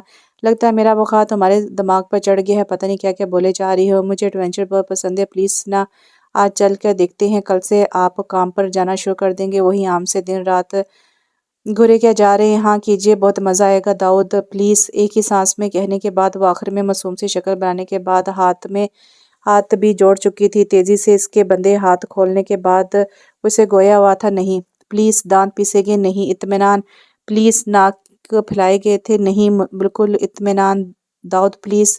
آنکھیں دکھائی گئی تھی خولا، نہیں، اسی کے انداز میں کہتا اسے تباہ گیا تھا۔ ہیٹ یو، اپنی چائے اور پکوڑوں کی پلیٹ اٹھا کر وہ پیر پٹکنے نیچے چلی گئی تھی جب وہ بنا کر بولا تھا، اچھا ملکہ عالیہ آئی تو وہ بڑی ٹارزن بن کر تھی، مگر بلند و بالا اندھیرے میں ڈوبی بوسیدہ بنگلے کی عمارت کے قریب پہنچ کر ایک لمحے کو اسے اپنے شوق ایڈونچر پر پچھتاوا ہوا تھا، مگر عین اس وقت جب وہ پچھتاوے میں گری تھی داؤد نے نرمی سے اس کا ہاتھ تھام کر اسے کھڑکی سے اندر جانے کا اشارہ کیا تھا جو اس نے ابھی ابھی توڑی تھی۔ یہ ہے نا میرے ساتھ؟ مطمئن ہو کر وہ اس کا سہارا لے کر کھڑکی کے دوسری طرف کود گئی تھی۔ داؤد نے بھی فوراً ہی چھلانگ لگائی تھی۔ خولا کے ہاتھ میں ٹارچ تھا جبکہ داؤد نے موبائل کا ٹارچ آن کر رکھا تھا۔ جہاں وہ اترے تھے وہاں دیواریں جالوں سے جبکہ زمین مٹی سے چھپی ہوئی تھی۔ واؤ، نہ دانت نکوستی وہ اس کے پیچھے قدم بڑھا چکی تھی۔ مٹی اور جالے دیکھ کر ہی خوش ہونا تھا تو وہ تم اسٹور روم میں بھی دیکھ سکتی تھی۔ وہ جلدی سونے کا عادی تھا۔ رات کے 1:30 بجے اس پاگل کے ساتھ پاگل بنتی کرتے ہوئے وہ عباسی لیتا ہوا چڑچڑایا تھا، اس اسٹور روم میں میری ایک ٹانگ آ جائے وہی بہت ہے۔ کتنے بورنگ ہیں آپ، اگر یہاں کوئی جن بھوت نظر نہیں بھی آتے تو بھی یہ سب کتنا خوابناک سا لگ رہا ہے نا؟ اس کی آنکھوں کی روشنی اندھیرے میں بھی واضح تھی۔ تمہیں جن بھوت اٹریکٹ کرتے ہیں، اندھیرے، مٹی اور جالے اٹریکٹ کرتے ہیں، اب سمجھ میں آیا تمہیں میں کیوں نہیں اٹریکٹ کرتا۔ میں شہزادوں سا، میری باتیں پھولوں سی، میری آنکھیں جگنوں سی، میرے آس پاس ناگواری سے اپنی بات بیچ میں کاٹتا وہ اگلے ہی پل کچھ ٹھٹک سے ٹوک بیٹھا تھا۔ خولا ایسی جگہ پر یوں نہیں ہنستے، کیوں نہیں ہنستے؟ میں تو ہنسوں گی، ہا ہا، مصنوعی کہکا لگاتی وہ آگے بڑھتی چلی گئی تھی۔ یہ خاتون نجلا کر ادھر ادھر نظریں دوڑانے لگا تھا جبکہ خولا کی دل خراش چیخ پر دیوانہ وار وہ اس کے طرف بھاگا تھا جہاں وہ گئی تھی۔ خولا خولا خولا، کہاں ہو یار؟ مسلسل آوازیں لگاتے داؤد کو اندازہ نہیں ہوا تھا کہ اس کی آواز میں نمی گھل گئی تھی۔ ویران اندھیرے بنگلے میں اس کی پکاروں کے سوا صرف اس کے اپنے قدموں کی آواز تھی۔ مستقل خاموشی سے اس سے وحشت زدہ کر دیا گیا تھا۔ خولا، ابھی اور اسی وقت تم میرے سامنے نہ آئی تو میں اکیلے ہی یہاں سے چلا جاؤں گا۔ یکدم ہی رک کر اس نے خولا کا نمبر ڈائل کیا تھا اور اگلے ہی پل وہ غیظ و غصے کا شکار اس کے سر پر تھا۔ عین اس کے چہرے پر لائٹ مارتا وہ کچھ دیر تک جبڑے کسی سے گھورتا رہا، پھر خولا کا ہاتھ تھام کر ایک جھٹکے سے اسے اس ٹیبل کے نیچے سے نکالا تھا جو کافی پرانی لگ رہی تھی مگر کافی اونچی تھی جس کے باعث وہ اس کے نیچے چھپ سکی تھی۔ خاموشی سے اس کا بازو چھوڑ کر واپسی کے رستے پر چل پڑا تھا۔ اس کے تاثرات پر شرمندہ ہوتی خولا اپنا مذاق انجوائے بھی نہیں کر سکی تھی۔ بامشکل اس کے ساتھ ساتھ چلنے کی کوشش میں ہلکان وہ بالآخر اس کے سامنے آتی اسے روکنے پر مجبور کر گئی تھی۔ ایک نظر اس کے چہرے پر ڈالتا وہ دائیں ہوا تھا، خولا بھی دائیں ہوگی، وہ بائیں ہوا، خولا بھی بائیں ہوگی۔ کیا مسئلہ ہے آپ کے ساتھ؟ کیا مسئلہ ہے؟ ایسے ریئیکٹ کیوں کر رہے ہیں؟ ایک چھوٹا سا مذاق تھا۔ چھوٹا سا مذاق؟ داؤد نے آنکھیں پھیلائیں، یہ میری اڑی ہوئی شکل دیکھو۔ اس نے لائٹ اپنے چہرے پر ماری، اور بتاؤ کیا وہ واقعی چھوٹا سا مذاق تھا؟ انگلیاں چٹکتی وہ کچھ پرسکون ہوئی تھی۔ داؤد نارمل ہو گیا تھا ورنہ کچھ لمحے پہلے وہ اس کے جو تاثرات دیکھ چکی تھی اسے اس اجڑے بنگلے سے زیادہ اس سے ڈر محسوس ہوا تھا۔ اب کیا سوچ رہی ہو؟ چلو یہاں اور بھی کوئی ایڈونچر کرنا ہے؟ کرنا تو تھا لیکن چھوڑیے، آپ ڈر گئے ہیں، مسکراہٹ دبا کر کہتی ہوئے اسے بھی مسکرانے پہ مجبور کر گئی تھی۔ ہاں ڈر گیا تھا، کہیں تمہیں کچھ ہو نہ جائے، تم تو ہو ہی پاگل، میں بھی اتنا بڑا مرد ہو کے تمہارے ساتھ مل کر پاگلوں والی حرکتیں کر رہا ہوں۔ بے ساختہ سی مسکراہٹ خولا کے لبوں پر بکھری تھی۔ وہ دونوں اس ٹوٹی کھڑکی تک پہنچے ہی تھے کہ کچھ گھسیٹے جانے کی آواز پر ٹھٹک کر مڑے تھے۔ پہلی آواز کی سمت دیکھا اور پھر ایک دوسرے کو۔ چلیے، خوفزدہ سی خولا اس کا بازو تھام کے آگے بڑھی تھی جب بہت سے بچوں کے ایک ساتھ ہنسنے کی مدھم سی آواز ابھری تھی۔ اب دونوں ہی کی سیٹی گم ہوئی تھی۔ گرتے پڑتے وہ دونوں کھڑکی سے باہر کو کودے تھے۔ اندھا دھند وہ دونوں کیچڑ اور کچرے سے بھری گلیوں، تنگ گلیوں سے بے پرواہ بس بھاگتے جا رہے تھے، بھاگتے جا رہے تھے، بھاگتے جا رہے تھے۔ اپنی گلی میں پہنچ کر دونوں ہی جھک کر گھٹنوں پر ہاتھ رکھ کے گہری گہری سانسیں لینے لگے تھے۔ سانسیں ذرا قابو میں آئیں تو دل پر ہاتھ رکھ کر خولا نے داؤد کو دیکھا اور کمر پر دونوں ہاتھ ٹکائے۔ داؤد نے خولا کو اور اگلے ہی پل ان کے حلق سے فلک شگاف کہہ کے بلند ہوئے تھے۔ اب وہ دونوں ایک دوسرے کو ہنسنے سے منع بھی کر رہے تھے اور ہنسنے سے باز بھی نہیں آ رہے تھے۔ بس کرو ہولا، داؤد پہلے سنبھلا تھا، ورنہ محلے والے خوفزدہ ہو جائیں گے۔ شاید کوئی جن اور جنی کی جوڑی باہر گھوم رہی ہے، آپ کو جن کہیں گے تو کچھ غلط نہیں کہیں گے، ویسے آپ پر دیو زیادہ سوٹ کرے گا۔ اس کے قد پر چوٹ کرتی وہ بولی تھی، آہ کاش میں جن ہوتا، جس پر چاہتا قبضہ کر لیتا۔ وہ معنی خیزی سے بولا تھا اور خولا نے ہمیشہ کی طرح انسنا کر دیا تھا۔ گھر تک کا راستہ دونوں نے ہی بے دھیانی میں ایک دوسرے کا ہاتھ تھامے کاٹا تھا۔ آج ہونے والے واقعے کے بارے میں ہی سوچتی خولا داؤد سے اس بارے میں بات کرنا چاہتی تھی، مگر داؤد کے کمرے میں آنے سے پہلے اس کی آنکھ لگ گئی تھی۔ کمرے کا دروازہ بند کر کے وہ آپس میں اپنے ہاتھ مسلتا نیچے لگے اپنے بستر پر لیٹنے لگا تھا کہ نظریں خولا کے چہرے پر اٹکی۔ ایسا پہلی بار ہوا تھا کہ خولا نے سوتے ہوئے رخ اس کی طرف رکھا تھا، ورنہ وہ چہرہ دوسری طرف موڑ کر ہی سوتی تھی۔ بظاہر تو یہ بڑی معمولی بات تھی، مگر کوئی داؤد سے پوچھتا یہ معمولی بات اس کے لیے کتنی خاص تھی، جو اس کی ایک ایک جنش میں کوئی جذبہ، کوئی اشارہ تلاشتا رہتا تھا۔ جذبات میں بہتا وہ بے ساختہ اس کی پیشانی چوم گیا تھا اور اگلے ہی پل جم کر پورا کمبل میں گھس کر کروٹ بدل گیا تھا۔ آہستگی سے کروٹ بدل کر خولا نے بھی کروٹ بدل کر اپنا چہرہ بھی لحاف میں چھپا لیا تھا۔ یہ الگ بات ہے کہ لحاف کے اندر اس کا چہرہ سرخ ٹماٹر ہو رہا تھا۔ کچی پکی نیند میں وہ بغیر آنکھیں کھولے پیارا سا مسکرائی تھی۔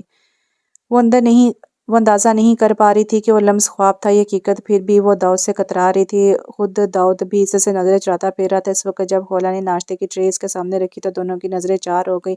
کچھ لوگ کے پاس سر چھپانے کو چھت نہیں، اور کچھ لوگ ایسی بڑی بڑی عمارتیں کھنڈر بننے کے لیے چھوڑ دیتے ہیں ماحول کو کچھ نرم کرنے کو۔ وہ روانی میں بولی تھی، ہاں بالکل۔ بنا اس کی بات سمجھے وہ غائب دماغی جس کی ہاں میں ہاں ملانے لگا۔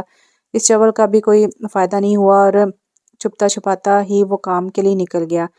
نہیں سمیہ باجی، میں نہیں آ پاؤں گی، خوش علاقے سے معذرت کرتی وہ سخت کوفت کا شکار ہو رہی تھی۔ میری اور رجیہ کی بھی شادی ہوئی ہے، مگر تمہاری طرح ہم میکے کو بھول ہی نہیں گئے، اور مجھے لگتا ہے پارٹیوں کے علاوہ آپ دونوں کو یاد بھی نہیں ہوتا ہوگا کہ آپ لوگوں کا سسرال بھی ہے۔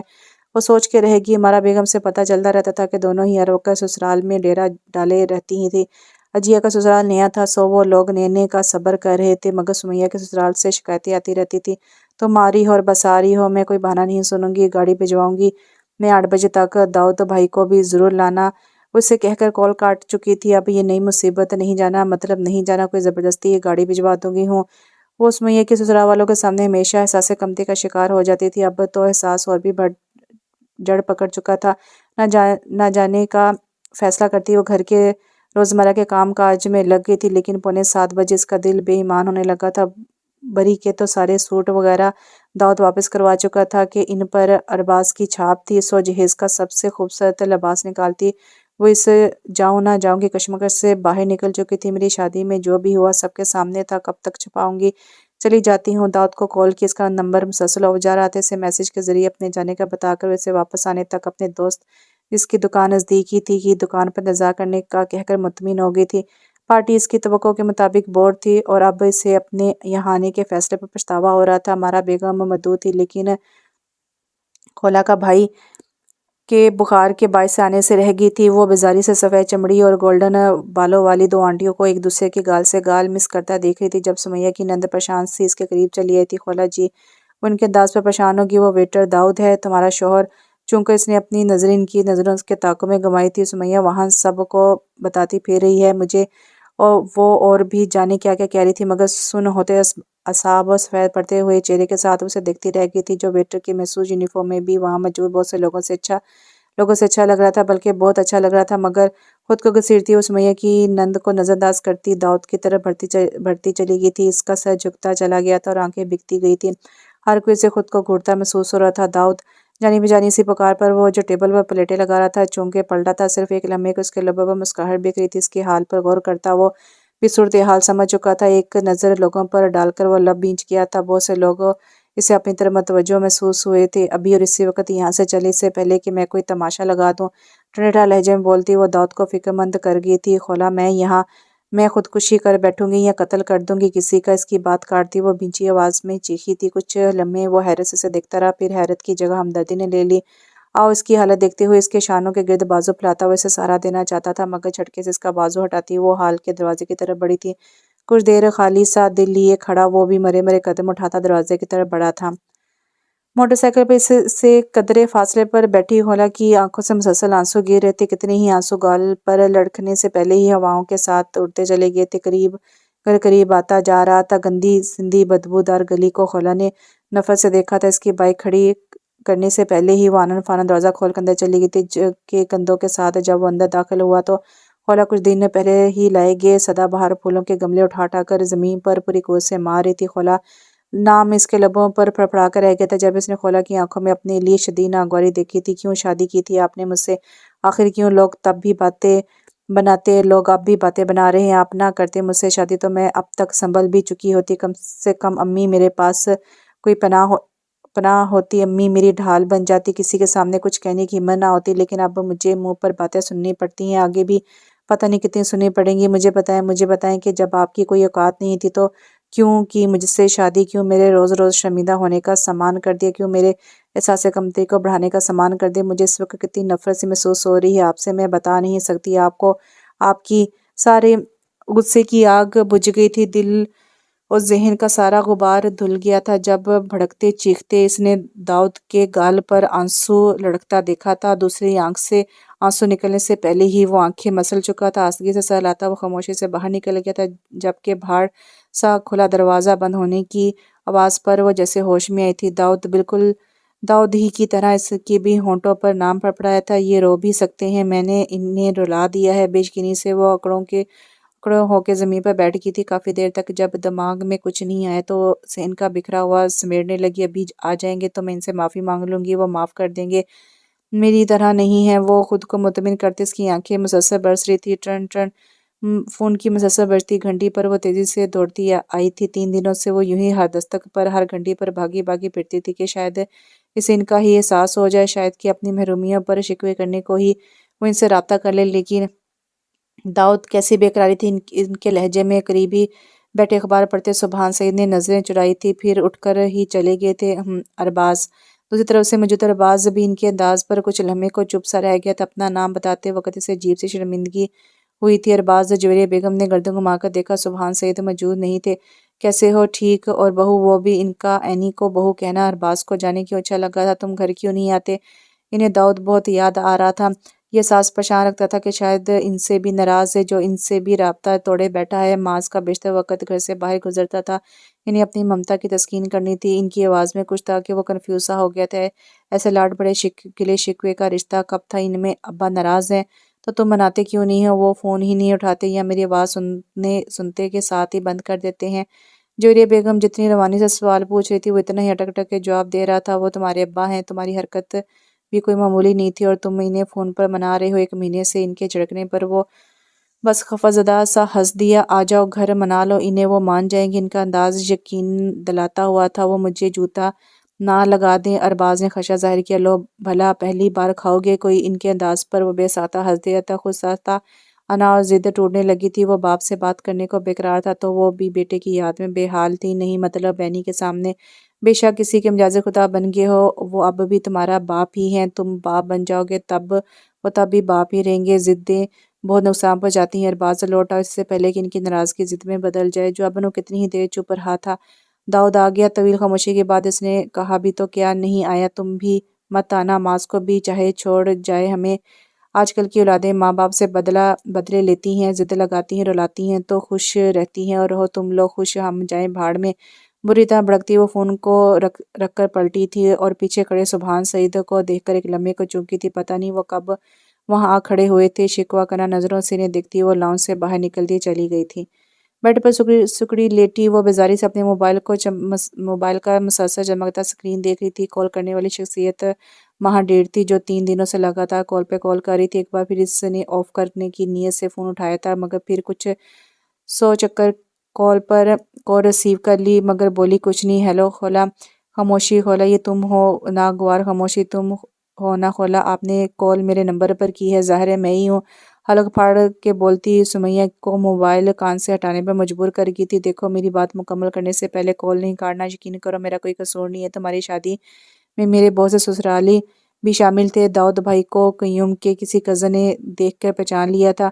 پھر مجھ سے جب پوچھا تو میں انکار نہیں کر سکی، پھر یہ بات پھیلتی چلی گئی، مجھے خود سے کیا ضرورت پڑی تھی یہ بات پھیلانے کی، میں تو خود اتنا شرمندہ ہوئی تھی انہیں ویٹر بنا دیکھ کر۔ ایکسکیوز می، کوئی کیوں شرمندہ ہوئی تھی آپ؟ وہ وہاں ویٹر تھے، چوری کرتے تو نہیں پکڑے گئے تھے جو آپ شرمندہ ہو گئی تھی؟ جس بات پر اس نے خود قیامت اٹھا دی تھی اب اسی کا دفاع کر رہی تھی۔ ہاں ہاں میں مانتی ہوں سمیہ کچھ گڑبڑائی، اب تم پلیز قیوم قیوم سمیہ کے شوہر کو کال کر کے کہہ دو کہ تم نے مجھے معاف کر دی ہے، اتنی سنائی ہے مجھے اور کھڑے کھڑے بھی ہیں، حالانکہ میری کوئی غلطی بھی نہیں تھی۔ میں قیوم بھائی کو کال کر کے یہ سب کیوں کہوں جبکہ میں آپ کو معاف بھی نہیں کیا اور تب تک نہیں کروں گی جب تک داؤد واپس نہیں آ جاتے، اور اچھا ہے جو وہ آپ سے اکھڑے کھڑے ہیں آپ کی گردن اکھیڑ دیں تو وہ تو اور بھی اچھا ہو۔ اور یہ کزن والی کہانی اسے سنائیے جو آپ کی کنٹیوں والی آنٹی والی فطر نہ جانتا ہو، آپ سے بری طرح دل ملاتی۔ سمیہ خود ہی کال کاٹ چکی تھی۔ ہوں، کزن نے دیکھ کر پوچھ لیا۔ فون کان سے ہٹاتی وہ دھپ سے بیڈ پر واپس گری تھی۔ کیوں بھائی کتنے اچھے انسان ہیں، ہر کسی کا درد سمجھنے والے، ہر کسی کی مدد کو تیار۔ پتہ نہیں کیا نیکی کی تھی سمیہ باجی نے جو انہیں قیوم بھائی جیسا میاں ملا، شاید قیوم بھائی نے کچھ زیادہ ہی سنا ڈالی، ایسے ہی 2-3 دن سے میری منتیں کر رہے ہیں۔ اچھا ہے کیوں بھائی ناراض ہیں، کچھ تو قدر ہوگی سمیہ باجی کو ان کی، ورنہ کبھی جو احساس کیا ہو اپنے شوہر کا۔ تیز تیز پیر ہلاتی بڑی بڑبڑاتی ہوئی یکدم ساکت ہوئی تھی۔ میں نے خود کب اپنے شوہر کی قدر کی تھی، مجھے کیا حق پہنچتا ہے کہ میں اس معاملے میں سمیہ باجی کو کچھ کہوں؟ نادم سے ہوتی وہ پھر رونے کا شکر لگا چکی تھی۔ کتنے اچھے تھے وہ، کتنا برا کیا میں نے۔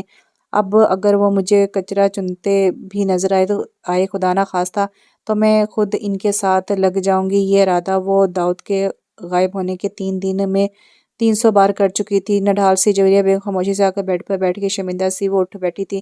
ان سے نظریں ملانے کے لیے بہت دشوار تھا، آنکھیں پلو سے رگڑتے ہوئے اس کی نظریں ہی نہیں سر بھی جھکا ہوا تھا۔ بغور اس کے تاثرات دیکھتی وہ اداسی سے مسکرائی تھی۔ تم مجھ سے شرمندہ ہو رہی ہو کیوں؟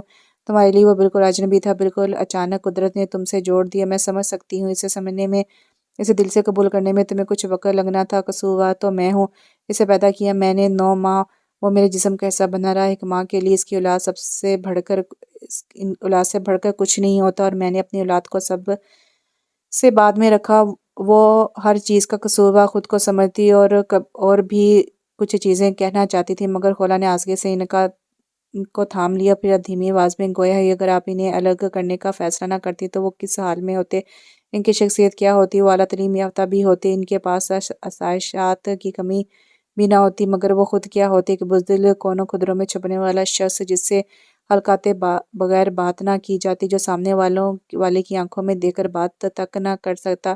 وہ دنگ ہوئی تھی۔ 2 سال سبحان سعید کے گھر رہ کر 8 سال کی عمر میں اسے واپس اس کے باپ کے گھر نانی کے ساتھ چھوڑتے، ان کے دل میں یہی تو اندیشے تھے۔ سبحان صاحب ہرگز ظالم نہیں تھے، مگر وہ ایک کانوں کے کچے اور غصے کے تیز شخص تھے۔ ان کی والدہ جو مزاج میں ان سے زیادہ گرم تھی، جویریہ بیگم سے وعدہ تو کر چکی تھی کہ داؤد کو رکھنے کا، مگر انہیں ہر وقت یہ دھڑکا رہتا تھا کہ داؤد ان کے اپنے پوتے ارباز کا حق چھین لے گا۔ جویریہ بیگم داؤد کے ہوتے ارباز کا خیال نہیں رکھیں گی، سو وہ کچھ گھریلو سیاست کرنے لگی تھی۔ سبحان صاحب کا پارا ہائی ہو جاتا، وہ داؤد پر بھڑکتے اور داؤد کا اعتماد ختم ہو جاتا۔ یہی حالات دیکھتے ہوئے انہوں نے داؤد کو خود سے الگ کرنے کا فیصلہ کر لیا تھا، مگر یہ سب ہو وہ کیسے پتا؟ ان کی آنکھوں میں سوال دیکھ کر وہ ذرا سا مسکرائی۔ مجھے داؤد نے بتایا تھا، اس لیے انہوں نے آپ سے کوئی گلہ نہیں کیا، وہ آپ کی مجبوری سمجھ سکتے تھے۔ آپ نے جو کیا، جو ان کے لیے بہتر لگا، وہ سب سمجھتا تھا۔ انہوں نے بے یقینی سے پوچھا، جی تو وہ واپس کیوں نہیں آ رہا؟ ان کے انداز میں بے اعتباری تھی۔ کیوں کہ وہ مجھ سے ناراض ہیں؟ خولا کا انداز مجرمانہ تھا۔ پتہ ہے آنٹی، جب میں نے ان کے گھر میں قدم رکھا تھا نا آنٹی، انہوں نے مجھے تب ہی کہہ دیا تھا کہ اس گھر کے در و دیوار کے آگے ہمیشہ ہنستی مسکراتی رہنا، اور میں نے انہیں ہی در و دیوار کے سامنے رلا دیا تھا۔ کتنی بری ہوں میں، کتنی بری! میری نظروں سے وہ لمحہ نہیں جاتا جب میں نے ان کے آنسو دیکھے تھے۔ مجھے بس وہ بہت کچھ کہنا چاہتی تھی، مگر اس کے آگے کچھ بولا نہیں جا رہا تھا۔ رونے میں شدت آ گئی تھی، حلق میں آنسو کا گولا اٹکا تھا۔ وہ اسے اتنا یاد آ رہا تھا، اسے خود پر حیرت تھی، اتنی محبت تھی اس کے دل میں کہ داؤد کے لیے وہ سمجھ نہیں سکی تھی۔ وہ صرف تم سے ناراض ہوتا تو صرف تم سے دور ہوتا، میں جانتی ہوں۔ وہ بغیر سانس دلائے مجھے بھی سزا دینا چاہتا ہے، اس کی پوچھ تسلاتے ہوئے انہوں نے پریقین انداز میں کہا تھا۔ کپڑے پیک کرتے وقت وہ ماضی کے ان لمحوں میں بھٹک رہی تھی جب وہ ارباز سے ملی تھی۔ وہ بینک میں نئی تھی، کافی دبور بے وقوف بھی مشہور ہو گئی تھی، کچھ وہ ویسے ہی سیدھی سادھی، کچھ ماں کے اچانک موت نے بے دم کر دیا تھا۔ باپ تو بچپن میں ہی دنیا چھوڑ گیا تھا، نہ کوئی بہن نہ بھائی، نہ کوئی قریبی عزیز، چند دور دور کے رشتے دار تھے جو دور دور ہی تھے۔ اس وقت ارباز نے اس کا بہت ساتھ دیا تھا، کچھ زیادہ ہی خیال وہ اس کے لیے بھی اس کا لگتا تھا کہ وہ بھی ماں کے چھوڑ جانے کے غم سے واقف تھا، لیکن سیدھی سی اینی نے جانے کیا کیا خواب سجا لی تھے، مگر اس وقت اس کے خوابوں کا محل مسمار ہوا تھا۔ جب وہ اپنی شادی کا کارڈ لے کر آیا تھا، ارباز کے دل میں کچھ تھا یا نہیں، لیکن وہ اینی کے دل کی بات سے یقینی طور پر نا واقف تھا۔ تب بھی شاید اس کی آنکھوں میں دیکھنے کی ہمت نہیں کر سکتا تھا، اور پھر اینی اینی کہاں گم ہو چونکہ کر وہ اس کی طرف متوجہ ہوئی تھی، اس کی آنکھوں کے سامنے ہاتھ ہلاتا ارباز اب حیران نظروں سے اسے دیکھ رہا تھا۔ کب سے ایک ہی شرط تھامے سوچوں میں گم کھڑی ہو، روشن نظروں سے اس کا وجیہہ چہرہ تکتی وہ بے ساختہ مسکرائی تھی۔ جو ہونا تھا ہو چکا، اس وقت اس سے بڑی اور خوبصورت سچائی کوئی نہیں کہ داؤد اس کے قریب تھا، اس کا محرم تھا اور اس سے محبت کا دعوے دار بھی تھا۔ دل ہی دل میں وہ جیسے گنگنائی تھی کہ آپ بہت اچھا لگ رہا ہوں، ہمیشہ لگتے ہو۔ اس کے بے سادہ کہنے پر ارباز نے اترا کر بالوں میں ہاتھ پھیرا تھا۔ اب بتا تو کیا سوچ رہی تھی؟ یہی کہ انکل مجھے قبول کر لیں، بہو قبول کر لیں گے؟ یعنی یہ ممکن ہے وہ مجھے معاف نہ کریں، لیکن تم گھر کی عزت ہو، وہ تمہیں ضرور قبول کر لیں گے۔ بلکہ 100% چانسز ہے وہ مجھے جوتے لگا لگا کر باہر نکال پھینکیں گے اور تمہیں وہاں رہنے کی اجازت دیں گے، مگر میں تمہارے بغیر کیسے رہوں گی؟ اس کی پریشانی سے کہنے پر وہ بے ساختہ ہی ہنستا چلا گیا۔ شور شرابے کی آواز پر وہ جو کسی خوشگمانی کا شکار ہوتی کمرے سے باہر بھاگتی گیلری میں آئی تھی، نیچے ارباز کی درگت بنتے دیکھ کر منہ بنا کر رہ گئی۔ انکل میرے گھر سے نکل تو نالائق نکل میرے گھر سے نکل تو نالائق احسان فراموش گدھے، تو نکلے گا یا میں اتاروں جوتی؟ ابا بیوی کے سامنے باپ سے مار کھاتے شرم آ رہی ہے، اور مجھے جو اتنوں میں شرمندہ کرا کے رکھ دیا تو نے۔ میں مانتا ہوں، مانے گا تیرا باپ بھی۔ میں تیری معافی مانگنے سے کیا لوگ باتیں بنا چھوڑ دیں گے؟ ابا ایک مہینہ ہو گئی، ایک صدی بیت جائے، میں تیری شکل نہ دیکھنی ہے نہ دیکھوں گا۔ اب وہ جوتی لیے ارباز کے پیچھے بیچارے کو بات مکمل کرنے کا موقع بھی نہیں دے رہے تھے۔ تاک کے نشانے لیتے اور وہ اس کی پشت لال کر چکے تھے، اور ساتھ ساتھ بھاگتا ماذرین کے حکم پر انہیں ان کی جوتی اٹھا کر پکڑاتا رہا۔ ابا میری بات تو سنیں ابا۔ اینی بت بنی اینی کو ہوش آ ہی گیا تھا۔ سبحان سعید کے سامنے آتی وہ انہیں رک جانے پر مجبور کر گئی تھی۔ ہاتھ میں پکڑی چپل زمین پر پھینک کر انہوں نے غصے سے پیر میں ریس لی تھی۔ حیرت سے وہ انہیں دیکھتی ہولا نیچے اترتی آئی تھی۔ نظریں جویریہ بیگم نماز کے چہرے پر پڑی تو وہ بھی حیران ہوئی۔ دونوں ہی ہنسی روکنے کے چکر میں بحال تھے۔ ارباز کی کوئی غلطی نہیں ہے، سارا قصور میرا ہے، میں اس کے پیچھے پڑی تھی، وہ صرف میرا ایک دوست کی طرح خیال رکھتا تھا، میں ہی الٹا سیدھا سوچنے لگی تھی۔ شادی والی رات میں نے سوسائڈ کی کوشش کی تھی، ثبوت کے طور پر اپنی پٹی بندی کلائی آگے کی تھی۔ اگر ارباز نہ آتا تو میں مر جاتی، جو ہوا میری وجہ سے ہوا۔ ارباز سے دور کرنے کے علاوہ آپ مجھے جو بھی سزا دیں گے وہ مجھے قبول۔ ان کے مزاج کو دیکھتے ہوئے وہ سارا ماجرا ایک ہی سانس میں سنا گئی تھی۔ کچھ پل خاموشی سے ان کے چہرے جانچنے کے بعد وہ گویا ہوئے تھے، ارباز سے الگ کرنے کے علاوہ جو بھی سزا۔ جی اینی چہکی تھی، جبکہ ارباز چکنا ہوا تھا۔ تو پھر دونوں ایک ساتھ میرے گھر سے نکل جاؤ اور مجھے آئندہ کبھی شکل مت دکھانا۔ آخری جملہ بطور خاص بیٹے کو دیکھ کر ادا کیا تھا۔ یہ کیسی معافی ہوئی؟ وہ ٹھنکا جیسے میری مرضی ابا، اب تو سب ٹھیک ہو گیا ہے، لوگوں کا تو کام ہے بولنا، کیا خاک ٹھیک ہو گیا؟ اس بچی کو دیکھو۔ سب کی منڈیاں اپنی طرف موڑتے دیکھ کر وہ سٹپٹا گئی۔ ایک تجھے نالائق نے جو کیا وہ کم تھا، جو اب وہ دوسرا نالائق بھی بچے کا تماشا بنانے پر تلا ہے۔ اس کا سوچا کبھی؟ یہ اونچے گھرانے کی بچی، اسے کیسی شرمندگی اٹھانی پڑی ہوگی جب اپنے شوہر کو معمولی ویٹر۔ یوں مت کہیں انکل، وہ تڑپ اٹھی تھی، آنکھوں سے پھر ایک جھڑی سی نکلی تھی۔ وہ ایسا ہے کہ اس کے ساتھ لمحے بھر کو چلنے والوں کو بھی خود پر فخر ہوتا ہوگا۔ پچھلی طرف سے اندر داخل ہوتا داؤد ساکت رہ گیا تھا۔ میں ہی ناشکری کرتی رہی تھی، میں اس اونچے گھر کے نچلے درجے کی باسی تھی۔ اس نے اپنے چھوٹے سے گھر اور بہت بڑے دل میں مجھے سب سے اونچی مسند پر بٹھایا تھا، مگر میں احساس کمتری کی ماری یقیناً اتنی عزت، اتنی محبت کے قابل نہیں تھی۔ جذبات کی رو میں بہتی وہ جانے اور بھی کتنے خوبصورت اظہار کر جاتی، لیکن گمسم سی ہو کر وہ کسی احساس میں گری چونک کر مڑی تھی۔ وہ جو گھر کی پچھلی طرف سے داخل ہوا تھا اور اب دھڑکتے دل کے ساتھ دیوار کے عقب میں چھپا چہرہ نکالے اس کی باتیں سن رہا تھا، اس کے مڑنے پر بڑا پیار سے مسکرایا تھا۔ کبھی منہ پر بھی ایسے اظہار کر دیا کرو۔ سکتے میں آتی وہ اس پر سے نظریں نہیں ہٹا سکی تھی۔ خولا کی اس طرح یک ٹک دیکھنے پر اس بار اس نے پوز مارنے کی غلطی نہیں کی تھی، بلکہ ذرا جھک کر ہاتھ لہرا کر بڑے ادب سے اداب کیا تھا۔ اداب کے بچے جویریہ بیگم بھاگتی آئی تھی اور اس کے قریب پہنچ کے اس کے گال پر تھپڑ سیدھ کر دیا۔ ایسے کوئی کرتا ہے؟ نہ آتا نہ پتا، منہ اٹھائے اور چل دیے۔ پتہ ہے حالات کیسے ہیں، کیسے کیسے وہم دل میں اٹھ رہے تھے، کچھ کرنے کے نہیں رہے تھے، جان آدھی کر کے رکھ دی تھی ہماری۔ اب وہ اپنا منہ ہاتھوں میں چھپائے سسکنے لگی تھی۔ اماں بری طرح شرمندہ ہوتے داؤد ان کے ہاتھوں کو تھامنا چاہتا مگر نتیجن دوسرے گال پر بھی تھپڑ کھا بیٹھا تھا، مگر اس بار تھپڑ لگاتے ساتھ ہی اس کے سینے سے لگ گئی تھی۔ یوں بھی کوئی کرتا ہے؟ کہاں گیا تھا تو؟ اس کی پیشانی چومتے انہوں نے گلوگیر لہجے میں پوچھا تھا۔ معاذ کے ساتھ دوست کے گھر ٹھہرا تھا۔ ایک نظر سیڑھیوں سے اوپر جاتی خولا کو دیکھ کر اس نے کہا تھا، یہ تو سارا دن ساتھ ہوتا تھا میرے۔ اس بات سب کی سر معاذ کی طرف گھومے تھے۔ حیرت سے ہی حیرت تھی، لیکن جوہریہ بیگم نے صرف سر گھمانے پر اکتفا نہیں کیا تھا، اڑا کر چپل بھی رسید کی تھی۔ ماں کی چپل کا نشان کبھی خطا ہوا ہے؟ سو معاذ کندھے پر پڑنے والی چپل پر چلا بھی نہیں سکا تھا، دوسری بھی اڑی تھی۔ اب معاذ سے چپل کھا رہا تھا۔ جویریہ بیگم پیچھے پیچھے بھاگتی مار رہی تھی اور ارباز بغیر ان کے کہے ہی چپل اٹھا کر دینے کا فرضیہ نبھا رہا تھا۔ اے لڑکے، تم کہاں جا رہے ہو؟ خیر سے سارا منظر ملاحظہ کرتے سبحان سید نے جو اسے دبے قدموں اوپر جاتا دیکھا تو چونکہ اپنی بیوی کو منانے سینہ پھلا کر کہتا وہ ترنگ میں اس بار دھڑ دھڑ سیڑھیاں چڑھتا اوپر بھاگا تھا، جبکہ سبحان سید سر جھٹکتے اب ان سب پر دھاڑے تھے۔ کیا تماشا ہے! سب اپنی اپنی جگہ ساکت ہوئے تھے۔ معاذ کی ماں، تم جاؤ اور زبردست سے ڈنر کا انتظام کرو، ان کے دماغ میں ٹھکانے لگاتا ہوں۔ دونوں بھائیوں نے سہم کر ایک دوسرے کو دیکھا تھا، جبکہ انیس منمنائی تھی۔ یہ تو بتا دے ابا، آپ نے معاف کر دیا؟ خولا داؤد کو معاف کر دے تو میں بھی تم لوگوں کو معاف کر دوں گا۔ ہاتھ پشت پر باندھتے انہوں نے فیصلہ سنایا تھا، جبکہ خولا کی باتیں یاد آنے پر وہ دونوں میاں بیوی مطمئن ہو گئے تھے۔ وہ کب ناراض تھی؟ وہ تو خوش شرمندہ سی داؤد کی منتظر بیٹھی تھی، جبکہ کچن میں خادماؤں کے ساتھ مصروف جویریہ بیگم کی پھرتی اور خوشی دیکھنے سے تعارف رہتی تھی۔ چند دنوں کی ایکسٹرا پریشانیوں کے بعد ساری زندگی کی پریشانی ختم ہوتی لگ رہی تھی۔ داؤد کو چکن پلاؤ پسند ہے، ارباز کو آلو قیمہ، اور معاذ اس کمینے کو تو قیمہ میں خود بناؤں گی۔ کوئی ناراض ہے؟ کمرے میں داخل ہوتے وہ ڈرتے ڈرتے بولا تھا۔ جی آپ؟ لڑکے منہ کے ساتھ منمنائی تھی۔ میری اتنی مجال ہے؟ اس سے جڑ کر بیٹھتے ہوئے اس نے لہجے میں مظلومیت بھری تھی۔ آپ کی تو اتنی مجال ہے کہ آپ مجھے اکیلے گھر میں چھوڑ کر چلتے بنے، اور تم اتنی بدگمان ہو کر ایک بار دروازے سے جھانک کر بھی نہیں دیکھا اور کنڈی لگا لی۔ ساری رات باہر کھڑا جمتا رہا۔ شاید تم میری شکل نہیں دیکھنا چاہتی، صبح بات کر لوں گا، یہ سوچ کر میں نے بھی دستک نہیں دی۔ اس انکشاف پر وہ دنگ ہوئی تھی، مگر اسے صبح معاذ کہہ رہا تھا کہ آپ نے رات کو اسے میسج کیا تھا کہ میں جویریہ آنٹی کے گھر چلی جاؤں۔